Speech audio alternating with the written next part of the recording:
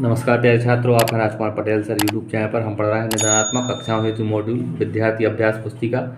आज हम कक्षा 9वीं की सामाजिक विज्ञान पुस्तक का अध्याय 4 का नाम है वन्य समाज और उपनिवेशवाद। इस पाठ के प्रश्न उत्तरों को पूरा करेंगे। आइए शुरू करते हैं। सबसे पहले सही विकल्प चुनकर लिखिए। पहला है 1600 ईस्वी में भारत के कुल कितने भागों में खेती होती थी। इसका दा विकल्प सही है 6 भाग। दूसरा है रंगून की लकड़ी गोदाम में भारी भरकम लकड़ी उठाने के लिए इस्तेमाल किया जाता था। तो इसका उत्तर है हाथी। पहला विकल्प इसका सही है। तीसरा है भारतीय वन अधिनियम लागू किया गया। तो भारतीय वन अधिनियम 1865 में लागू किया गया। आ विकल्प इसका सही है। प्रश्न क्रमांक 14 है किस जानवर के शिकार को खेल ट्रॉफी के रूप में देखा जाता था।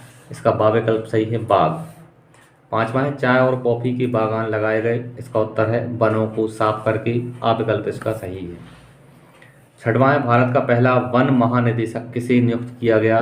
इसका बा विकल्प सही है ब्रेंडिस। आगे है सातवां प्रश्न 1906 में इंपीरियल फॉरेस्ट रिसर्च इंस्टीट्यूट की स्थापना कहाँ हुई। इसका बा विकल्प सही है देहरादून। आठवां प्रश्न है बस्तर के लोगों की मान्यता के अनुसार उन्हें जमीन किसने दी है। इसका सा विकल्प सही है धरती माँ ने। नौवां प्रश्न है आज भारत की भूमि का कितना भाग कृषि कार्य में उपयोग किया जाता है। इसका पहला विकल्प सही है आधा। 10वां प्रश्न है अंग्रेजों के लिए भारत में रेलवे का विस्तार करना क्यों जरूरी था। इसका पहला विकल्प सही है अपने औपनिवेशिक व्यापार के लिए। आगे देखिए प्रश्न क्रमांक दूसरा है रिक्त स्थान की पूर्ति कीजिए। पहला है भारत में रेल लाइन का जाल खालिस्तान में के दशक में तेजी से फैला। इसका उत्तर है 1860। दूसरा है रबर के वृक्ष से प्राप्त तरल पदार्थ खालिस्तान को कहते हैं। यहाँ लिखेंगे हम लैंटेक्स। खालिस्तान में लिखा जाएगा लैंटेक्स। तीसरा है जॉर्ज यूल नामक अंग्रेज अफसर ने शिकार के दौरान कुल खालिस्तान बाघ मारे थे। इसका उत्तर है 400। चौथा है तेंदुपत्तों का प्रयोग खालिस्तान बनाने में किया जाता है। इसका उत्तर होगा बीड़ी। खालिस्तान में लिखेंगे बीड़ी। पांचवा है स्थानांतरित कृषि को खालिस्तान कृषि भी कहा जाता है। यहाँ लिखेंगे हम झूमे। आगे देखें छठवां प्रश्न है जावा का खालिस्तान समुदाय वन काटने में कुशल था। यहाँ लिखेंगे कलांग। कलांग समुदाय जो है वो वन काटने के लिए कुशल था। सातवां प्रश्न है बस्तर भारत के खालिस्तान राज्य में स्थित है। तो बस्तर जो है भारत के छत्तीसगढ़ राज्य में स्थित है। आठवां है जंगलों में रोशनी करके भोजन पकाने के लिए तेल खालिस्तान से निकाला जाता था। इसका उत्तर है महुआ। नौवां प्रश्न है मृदा अपरदन को खालिस्तान नियंत्रित करते हैं। इस खालिस्तान में लिखेंगे वन। 10वां प्रश्न है सन 1600 ईस्वी में जावा की अनुमानित आबादी खालिस्तान लाख रही। यहाँ लिखेंगे हम 34। आगे प्रश्न क्रमांक तीसरा है सत्य असत्य में उत्तर दीजिए। पहला है भारतीय वन सेवा की स्थापना ब्रेंडिस ने 1864 में की थी। यह कथन सत्य है। दूसरा है छोटा नागपुर में आदिवासियों का नेतृत्व बिरसा मुंडा ने किया। यह कथन भी सत्य है। तीसरा प्रश्न है भारत का प्रथम वन महानिदेशक अमेरिकन विशेषज्ञ था। यह कथन असत्य है। चौथा प्रश्न है मक्का व्यापारिक फसल है। यह कथन असत्य है। पांचवा है एक औसत कद के पेड़ से लगभग 10 से 12 स्लीपर बन सकते थे। यह कथन असत्य है। छठवां है रबड़ के वृक्षों से लेटेक्स प्राप्त होता है। ये कथन सत्य है। सातवां है झूमिंग कृषि में किसी खेत पर 15 वर्ष तक खेती की जाती है। यह कथन असत्य है। आठवां है 1850 के दशक में रेलवे की स्लीपर लकड़ी से बनाए जाते थे। यह कथन सत्य है। आगे देखें प्रश्न क्रमांक चौथा है सही जोड़ी बनाइए।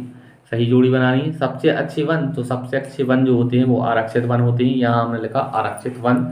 द नंबर से इसकी जोड़ी मिला दी गई है। दूसरा है मध्य भारत के में अकाल। तो मध्य भारत में जो अकाल पड़ा वो पड़ा 1899 से 1900 के बीच। तीसरा है बस्तर आंदोलन। बस्तर आंदोलन हुआ 1910 में। चावल उत्पादक द्वीप ये जावा है जो चावल उत्पादक द्वीप है। पांचवा है रेलवे का विस्तार। रेलवे का विस्तार 1850 में हुआ। रेलवे के स्लीपर ये लकड़ी के बनते हैं। ये हम इस प्रकार से बनाएंगे। आगे देखें जोड़ियों का दूसरा भाग है जावा। जावा को मिलाएंगे हम इंडोनेशिया से। समभूमि के जंगल साल के पेड़ के लिए प्रसिद्ध हैं। विकल्प इसका सही होगा। व्यापारिक फसल गन्ना कपास और जूट जो है वो व्यापारिक फसल है। कांटेदार छाल वाला वृक्ष तो कांटेदार छाल वाला जो वृक्ष है वो सैमूर है। सैमूर से इसकी जोड़ी मिलाएंगे। जार्ज मूल जो है 400 बाघ का शिकार करने वाला व्यक्ति था। और इजारेदारी एकाधिकार एक प्रथा थी, यहाँ लिखेंगे एकाधिकार। आगे 5वां प्रश्न है, एक वाक्य या एक शब्द में उत्तर दीजिए। पहला प्रश्न है, एक अमेरिका आदिवासी समूह मुख्य रूप से कौन सी फसल उगाते थे? इसका उत्तर है मक्का। दूसरा है, बनाना रिपब्लिक कंपनी किस देश में गठित की गई? इसका उत्तर है अमेरिका। तीसरा है, सीधी पंक्ति में एक ही किस्म के पेड़ लगाने की प्रक्रिया को क्या कहते हैं? इसका उत्तर है बागान। चौथा है, जावा में वन प्रबंधन की शुरुआत किसने की थी? इसका उत्तर है डचों ने जावा में वन प्रबंधन की शुरुआत की। 5वां है, प्रारंभ में जावा के जंगलों में किस प्रजाति के पेड़ बहुत ज़्यादा थे? इसका उत्तर है सागौन।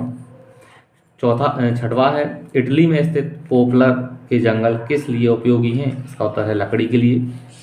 7वां प्रश्न है, यदि एक गांव के लोग दूसरे गांव के जंगल से थोड़ी लकड़ी लेने चाहते हैं तो बदले में क्या देते थे? इसका उत्तर है देवसारी, दांड या मान। 8वां प्रश्न है, चॉकलेट में प्रयोग होने वाला तेल कहाँ से प्राप्त होता है? इसका उत्तर है साल के बीज से। 9वां प्रश्न देखें, भारत में रेल लाइन का जाल 1946 में बढ़कर कितना हो चुका था? इसका उत्तर है 7,65,000। 10वां प्रश्न है, भारत में वनों का पहला इंस्पेक्टर जनरल कौन था? इसका उत्तर है जर्मनी के डाइट्रीच बेंड्रिज। अति लघुत्तरीय प्रश्न है, प्रश्न क्रमांक पहला है, वन विनाश किसे कहते हैं? इसका उत्तर वन का समाप्त लुप्त होने की प्रक्रिया को वन विनाश कहते हैं। दूसरा प्रश्न है, स्लीपर से क्या आशय है? इसका उत्तर है रेल की पटरी के आर पार जो लकड़ी के तख्ते पटिए लगे होते हैं जो पटरियों को अपनी जगह पर रोक कर रखते हैं उसे स्लीपर कहते हैं। गुंडाधुर कौन था? इसका उत्तर है बस्तर जिले की एक सासी मिर्गी को लड़ाकू प्रजाति के व्यक्ति को गुंडाधुर कहा गया है। चौथा प्रश्न है, इजारेदारी का क्या आशय है? इसका उत्तर है अंग्रेजों के शासन काल में इस शब्द को प्रेरित किया गया जिसमें किसी व्यापारिक कंपनी को किसी क्षेत्र विशेष के वन उत्पादक के व्यापार पर एकाधिकार मिल जाता था, इसे इजारेदारी कहते हैं। वन ग्राम किसे कहते हैं? इसका उत्तर है कुछ गांव को इस शर्त पर आरक्षित किया गया कि वह वन विभाग के लिए मुफ्त में पेड़ों की कटाई तथा ढुलाई का काम करेंगे और जंगलों को आग से बचाएंगे। इन्हीं गांव को वन ग्राम कहा जाने लगा। 6वां प्रश्न है, वन उत्पाद किसे कहते हैं? इसका उत्तर है वनों से प्राप्त होने वाले उत्पाद को वन उत्पाद कहते हैं, जिसमें इमारती लकड़ी, लाख, गोंद, चमड़ा, रबर, औषधियाँ इत्यादि हैं। आगे देखें लघुत्तरीय प्रश्न क्रमांक पहला है, युद्ध से जंगल क्यों प्रभावित होते हैं? इसका उत्तर है युद्ध वन विनाश का कारण रहे हैं, क्योंकि विश्व युद्ध के दौरान अंग्रेजों ने जंगी जरूरतों को पूरा करने के लिए अनगिनत पेड़ों को कटवाया और युद्ध की रणनीतियों में डचों ने बहुत से आरा मशीन व सागौन की विशाल लट्ठों के ढेर को जला दिया। कई लोगों ने इस अवसर का लाभ उठाया और खेती भूमि का विस्तार कर लिया, जिससे वन विभाग वापस उन लोगों से नहीं ले पाई। इस प्रकार वन प्रभावित होते रहे। दूसरा प्रश्न है, वैज्ञानिक वानिकी किसे कहते हैं?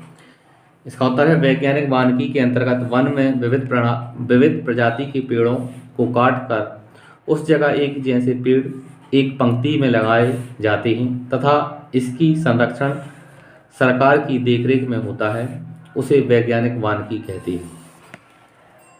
तीसरा प्रश्न है, घुमंतू खेती पर रोक लगाने का फैसला सरकार ने क्यों किया? इसका उत्तर है घुमंतू खेती करने वाले किसान हर नई जगह पर पेड़ों को जलाकर खेती करते थे, जिससे बेशकीमती पेड़ भी जल जाते थे। साथ ही घुमंतू खेती के कारण सरकार के लिए लगान का हिसाब रखना भी मुश्किल था, इसलिए घुमंतू खेती पर रोक लगा दी गई। आगे देखें चौथा प्रश्न है, टोंगिया खेती क्या है? समझाइए। इसका उत्तर है टोंगिया खेती की एक प्रणाली है जिसमें गुलामी के समय किसानों को बागानों में खेती करने की थोड़ी छूट मिलती थी, जिसके अंतर्गत पुरुष लंबे छेद वाले बांस की सहायता से धरती में छेद करते थे और महिलाएं प्रत्येक छेद में धान होती थी। यहाँ क्षेत्र में धान बोती थी, यहाँ बोती कर लेंगे। आगे देखें 5वां प्रश्न है वनों से होने वाले प्रत्यक्ष लाभ लिखिए। तो वनों से होने वाले प्रत्यक्ष लाभ हैं कारखानों के लिए कच्चा माल, लाख, गोंद, बांस की लुगदी, औषधियाँ, वन्य पशुओं के अवशेष, चमड़ा, हाथी दांत, हड्डियाँ इत्यादि प्राप्त होते हैं। 6वां प्रश्न है महुआ के पेड़ से गिरने वाले फूल और फल के उपयोग। इसका उत्तर है महुआ के पेड़ जंगल में पाए जाते हैं, इसके फूल खाए जाते हैं और इनसे शराब बनाई जाती है। इसके बीजों से तेल निकाला जाता है। आगे देखें 7वां प्रश्न है औपनिवेशिक काल के वन प्रबंधन में आए 2 परिवर्तनों को लिखिए। पहला परिवर्तन हमने लिखा वनों के नियमन में प्रभाव, इसकी डिटेल आप पुस्तक से लिखें। दूसरा है परंपरागत शिकार प्रथा पर रोक।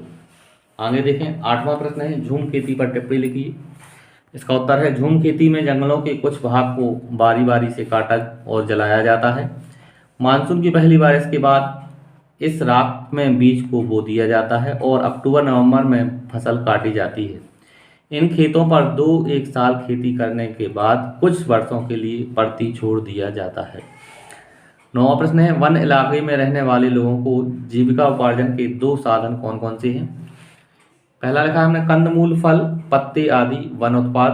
दूसरा है जड़ी बूटियों का एकत्रण। तीसरा है लकड़ी व बांस से बनने वाली परंपरागत वस्तुएं। आगे के प्रश्नों के उत्तर छात्रों आप खुद स्वयं पुस्तक से खोज कर लिखें। इस तरह से इस वीडियो के माध्यम से हमने पार्ट 4 के प्रश्नोत्तरों को पूरा किया। आगे के पार्ट के प्रश्नोत्तर के लिए आप हमारे चैनल को सब्सक्राइब करें, वीडियो को लाइक करें और अपने दोस्तों के साथ शेयर करें। धन्यवाद। जय हिंद, वंदे मातरम।